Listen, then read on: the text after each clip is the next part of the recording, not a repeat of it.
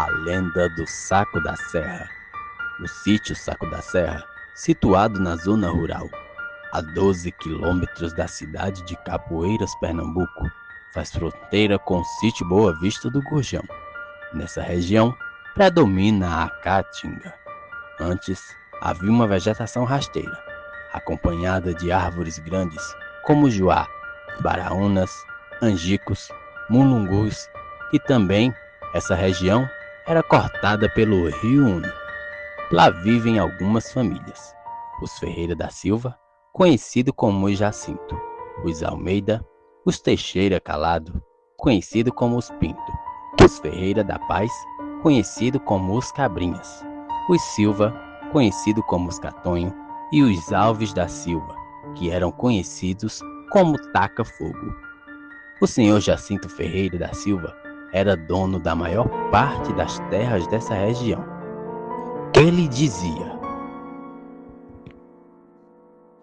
essas terras foram compradas por alguns tostões, passados papéis no cartório de São Bento do Una. E assim garantia ser dono daquele pedaço de chão, nunca sendo provado de quem ele comprou realmente essas terras. O nome dado ao sítio Saco da Serra carrega consigo um mistério e originou-se de uma tragédia que sucedeu com a família do senhor Jacinto Ferreira da Silva. Casado, pai de muitos filhos, fazendeiro, criava gado solto na caatinga. Numa tarde chuvosa, ele percebeu que desapareceram alguns animais do rebanho e pediu aos 2 filhos mais novos que fossem procurar o gado que estava perdido. Zeca, Raimundo, venham cá. Tá faltando garrota aqui no meu rebanho. Eu vou cuspir no chão. Vão atrás desse garrota aí no meio da caatinga e não me apareça aqui sem essas reis não. Porém, ao anoitecer, eles não encontraram os animais e decidiram voltar para casa.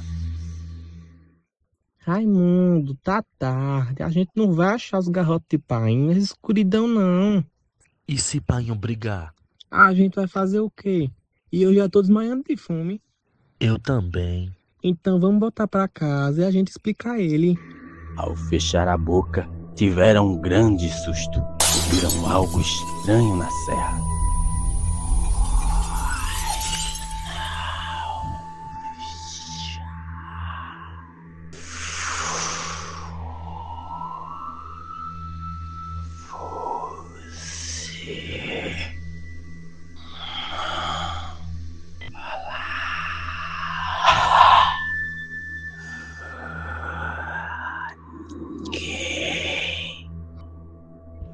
Depois desse dia, ficaram com muito medo, que uma tristeza enorme tomou conta dos irmãos. Eles ouviram sussurros e, segundo eles, não podiam contar a ninguém. Muito deprimidos depois do acontecido, eles se negavam até mesmo a realizar as tarefas simples da vida cotidiana ali na fazenda. Dias depois, em uma manhã, o pai Jacinto obrigou os 2 filhos mais novos a irem trabalhar na serra com os outros irmãos, cortando lenha.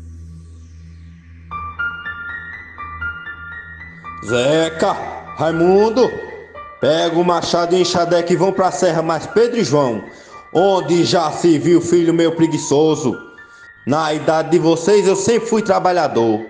Homem que não trabalha não cresce na vida. Bora, bora! Vão logo, desapareça da minha frente. Chegando na serra, começaram a trabalhar. Quando o mais novo cortou o primeiro galho de árvore, caiu e já estava morto. Pedro, vamos chamar painho.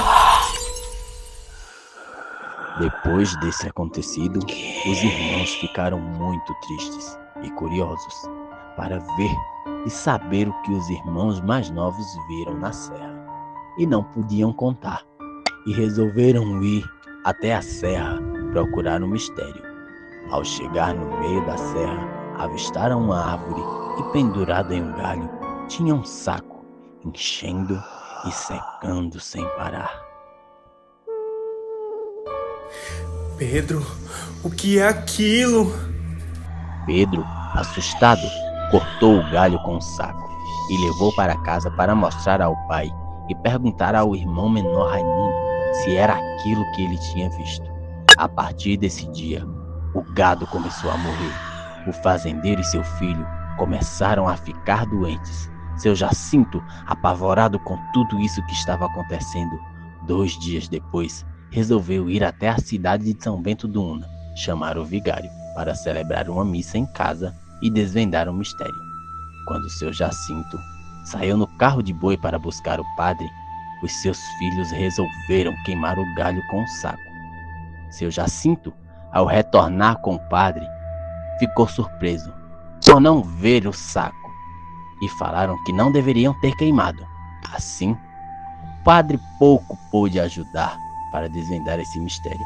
Apenas rezou a missa e voltou para a cidade.